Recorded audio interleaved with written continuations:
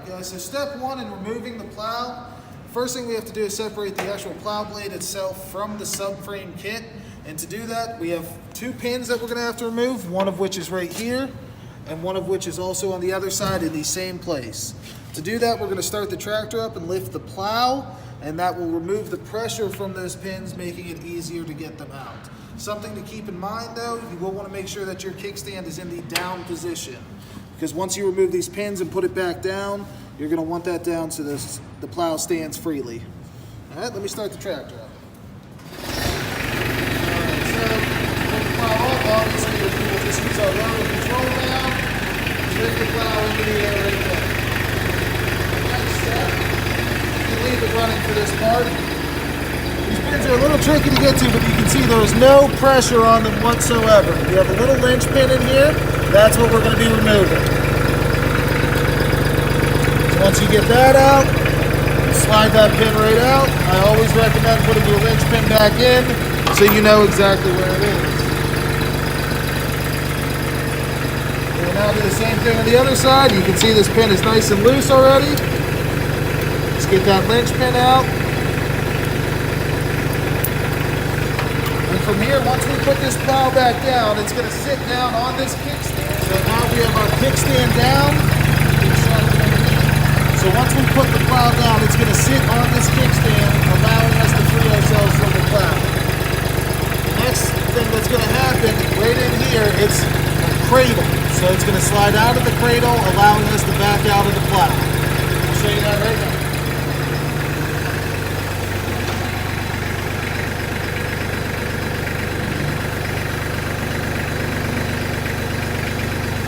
Now see that we are free from the plow.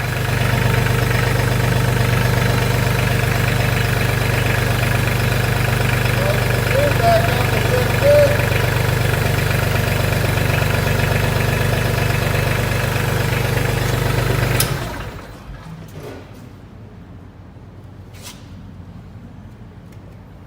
Now from here, if you were to store the plow separate from the subframe, what you would do is disconnect your hydraulics for the plow itself.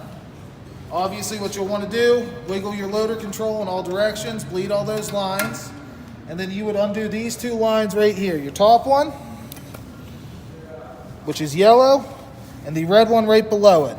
And that would allow you to remove the lines and back away from the plow completely.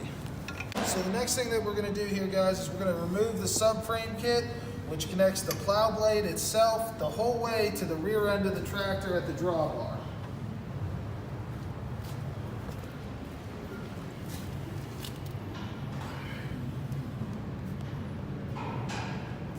What we're going to do next is we're going to take the pressure off the pin connecting the subframe up front.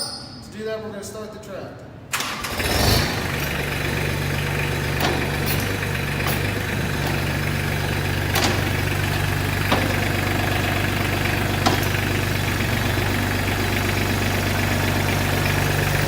So you have a linch pin right here.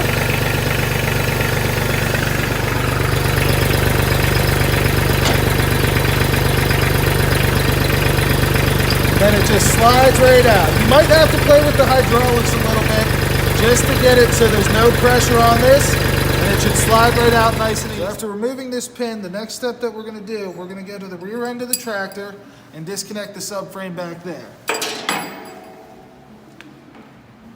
Do this. It's not too bad. It's one pin. What I recommend is get a hand underneath it to relieve a little pressure. Remove your linch pin and your washer, and then just watch your hand on this next part because it's going to drop straight on down. And then you can just set it down right there, and that's it for the rear end. So the next step and the final step in removing your subframe, you'll see it sitting in a cradle right here. This is easy to do. You could hand lift it off, but work smarter, not harder. I'm going to show you how to do it with the built-in hydraulics.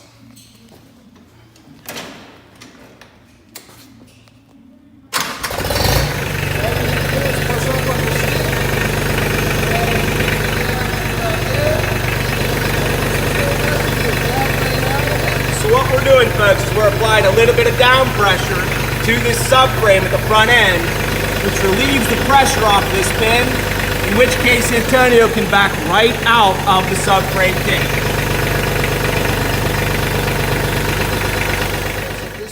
completely free from the subframe and the plow.